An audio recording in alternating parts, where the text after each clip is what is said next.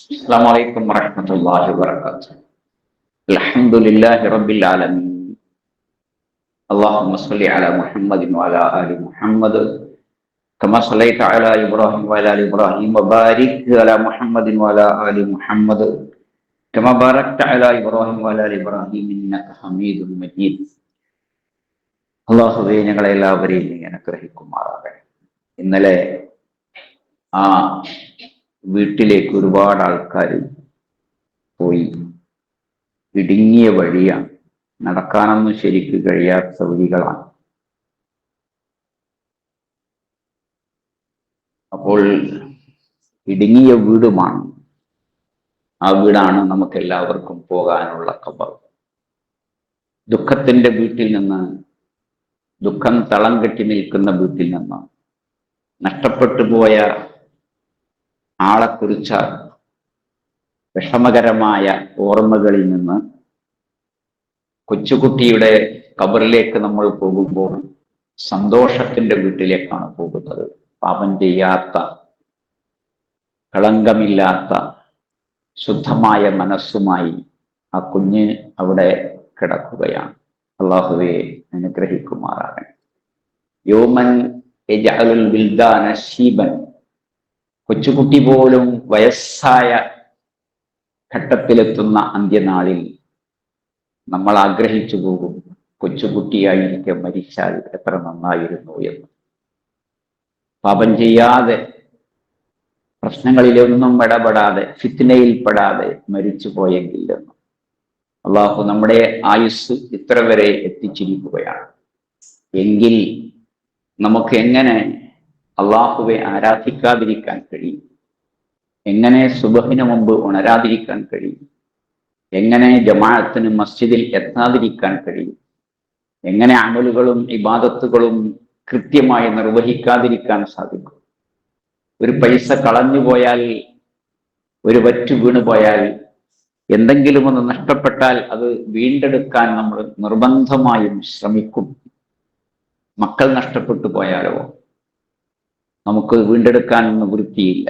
എന്നാൽ ജീവിച്ചിരിക്കുന്ന മക്കൾ, കൃത്യമായി നിസ്കരിക്കുന്ന, ഇമാമത്ത് നിൽക്കുന്ന, മൗമൂമാകുന്ന അവസ്ഥ, അൽഹംദുലില്ലാഹ്. ദഅവത്ത് ചെയ്യാൻ കിട്ടുന്ന അവസരങ്ങൾ ഒന്നും നഷ്ടപ്പെടുത്താത്ത മക്കൾ.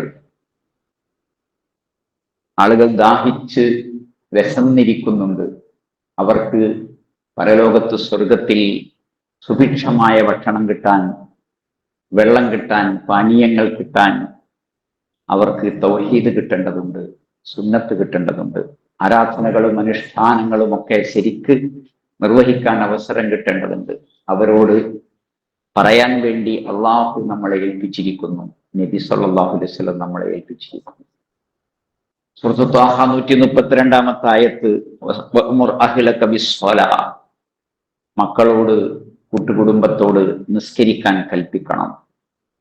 വസ്തബിർ അലൈഹ, നിസ്കാരത്തിൽ ഉറച്ചു നിൽക്കണം. ലാ നസ്അലുക റിസ്ഖ, ഞാൻ നിന്നോട് അന്നമൊന്നും ചോദിക്കുന്നില്ല, അങ്ങോട്ട് അന്നം തരും. അല്ലാഹു അക്ബർ. വളരെ ഗൗരവതരമായ താക്കീതാണ്. യാ ബുനയ്യ അഖിമിസ്സലാ, മോനെ, പൊന്നുമോനെ, നിസ്കാരം നേരം നിർത്തണം. അപ്പോൾ തിരുനബി സല്ലല്ലാഹു അലൈഹി വസല്ലമ ഉദ്ഘാടനം ചെയ്ത മസ്ജിദിൽ 5 നേരം ആ മഹദികളായ സ്ത്രീകൾ, വിശ്വാസിനികൾ എത്തുന്നു. ഇരുട്ടാണ്, വഴിയില്ല, ടോർച്ചില്ല, ഇലക്ട്രിക് ബൾബുകളും മറ്റുമൊന്നുമില്ല.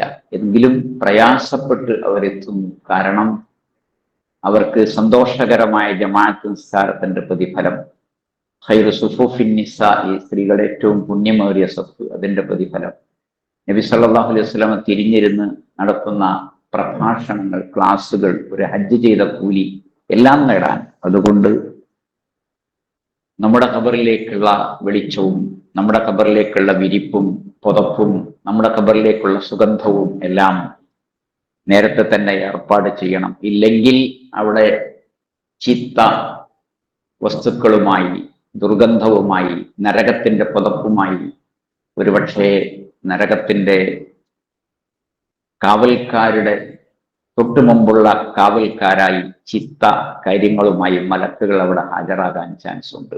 അള്ളാഹുവെ അനുഗ്രഹിക്കുമാറാകട്ടെ. കലിമ ചൊല്ലി മരിക്കാൻ റബ്ബെ അനുഗ്രഹിക്കുമാറാകട്ടെ. നിന്നെ സ്നേഹിക്കുന്ന, നീ സ്നേഹിക്കുന്ന ആളുകളിൽ അള്ളാഹുവെ ഉൾപ്പെടുത്തണം. നബി ജീവിതത്തെ മുഴുവനായും നിറവേറ്റുന്ന ആളുകളിൽ അള്ളാഹുവെ ഉൾപ്പെടുത്തണേ. മുഹറം 10 നോമ്പ്, 9 നോമ്പ് എല്ലാം കൃത്യമായി നിർവഹിച്ച് ആരാധനകളിലൂടെ മുന്നേറാൻ റബ്ബെ അനുഗ്രഹിക്കണേ. മസ്ജിദിനെ മനസ്സുമായി കെട്ടിയിടാൻ അള്ളാഹുവെ അനുഗ്രഹിക്കണേ. രോഗികളായി സദസ്സിലും വീടുകളിലും ആശുപത്രികളിലും വിഷമിക്കുന്നവർക്ക് ശിഫ നൽകണേ റബ്ബെ. മരിച്ചുപോയ എല്ലാ സത്യവിശ്വാസികൾക്കും അള്ളാഹുവെ സ്വർഗം നൽകി അനുഗ്രഹിക്കണേ. കൂടുതൽ അമലുകളും ഇബാദത്തുകളും ചെയ്ത് സ്വർഗത്തിൽ റസൂലുള്ളാഹി സ്വല്ലല്ലാഹു അലൈഹി വസല്ലമയുടെ കൂടെ കഴിയുവാൻ റബ്ബെ അനുഗ്രഹിക്കണം. اللهم إنا نسألك الجنة ونعوذ بك من النار. اللهم إنا نسألك الجنة ونعوذ بك من النار. اللهم إنا نسألك الجنة ونعوذ بك من النار. ربنا آتنا في الدنيا حسنة وفي الآخرة حسنة وقنا عذاب النار. والحمد لله رب العالمين وصلى الله على خاتم الأنبياء والمرسلين. سبحانك اللهم بحمدك أشهد أن لا إله إلا أنت أستغفرك وأتوب إليك. السلام عليكم ورحمة الله وبركاته.